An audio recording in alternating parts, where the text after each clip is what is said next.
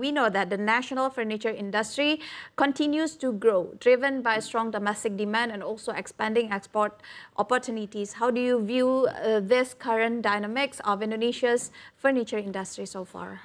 Well, when we are talking in general about the furniture industry in Indonesia, I believe we are now reaching a pivotal point. This is basically a stage where we are going through blending tradition with transformation.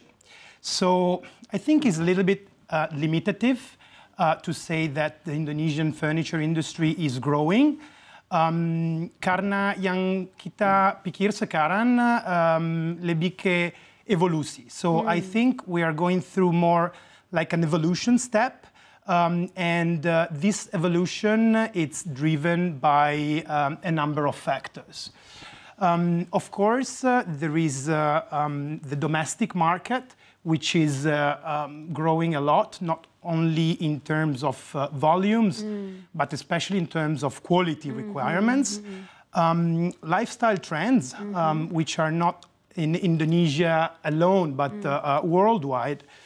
And an always consistent global appetite for craftsmanships. Talking about craftsmanships, well, I think Indonesia at the moment is still holding what many of neighboring countries and competitive countries have now lost, which is an ecosystem of craftsmanship, sustainable materials, and cultural identity in design. So all these factors are now bringing the Indonesian furniture industry into a sort of evolution. Let's say, when I'm looking at the bigger picture, that the Indonesian furniture industry is shifting from being a volume player to value creator. Okay. And so it's more to quality. Quality, not only in terms of the perception, but in terms of the design, in terms of the message that we want to send.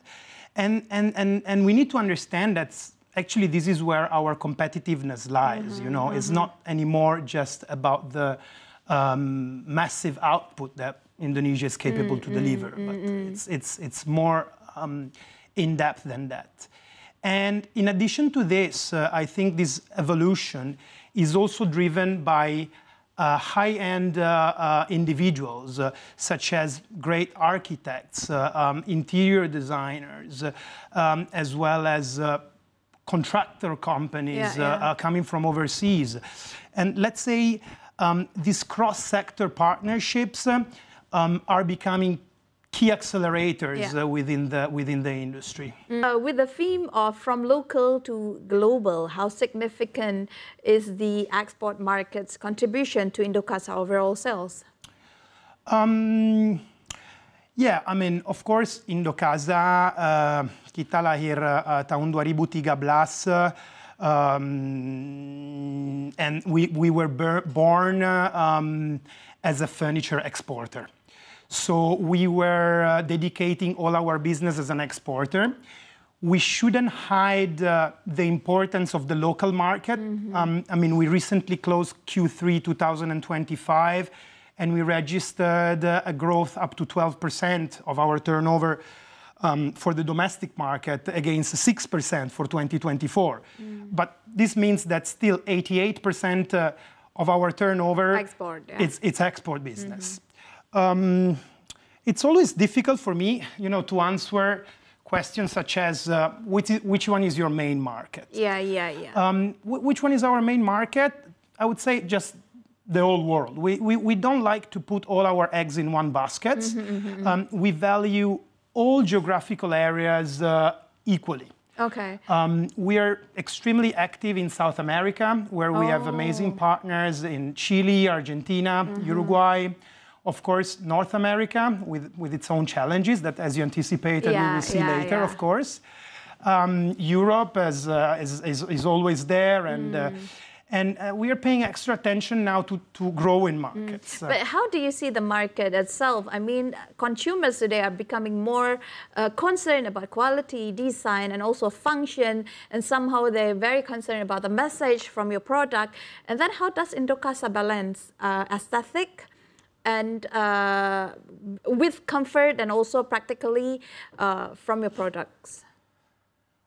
Yeah, I mean, here, the true design happens actually when creativity, productivity, and practicality meet all together, you know, collaborating among departments and so on. When we design products, actually, we keep the human being at the center of each item. We carefully study the way people live, the way people rest, the way people move around their spaces. And based on that, we design our furniture. Let's say comfort, it's not just an afterthought, but it's a key factor when we come up with designs.